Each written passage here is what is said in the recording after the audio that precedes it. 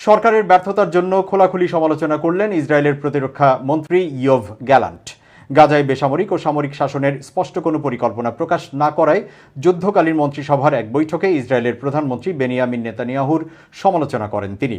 প্রতিরক্ষা মন্ত্রী বলেছেন, অক্টোবর থেকেই তিনি মন্ত্রিসভাকে যুদ্ধ পরবর্তী পরিকল্পনা গ্রহণের কথা বারবার বলে আসছেন, কিন্তু এতে তিনি কোনো সাড়া পাচ্ছেন না।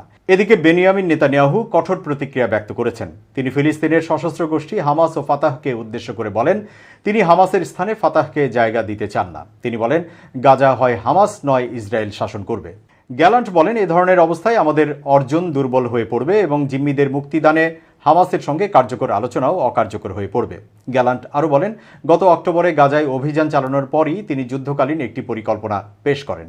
সেখানে তিনি তাদের শত্রু নয় এমন সরকার বসানোর প্রস্তাব দেন, কিন্তু তার এই প্রস্তাব নিয়ে কখনো আলোচনা হয়নি এবং তার বিকল্প কোনো প্রস্তাবও দেওয়া হয়নি। ইসরায়েলি প্রতিরক্ষা মন্ত্রী বলেন, গাজা নিয়ে পরিকল্পনা করতে ব্যর্থ হওয়ায় এটি আমাদেরকে একটি কঠিন পরিস্থিতির দিকে নিয়ে যাচ্ছে। এজন্য আমি প্রধানমন্ত্রী বেনিয়ামিন নেতানিয়াহুর কাছে আহ্বান জানাই, দ্রুতই গাজা নিয়ে একটি পরিকল্পনা গ্রহণ করা উচিত।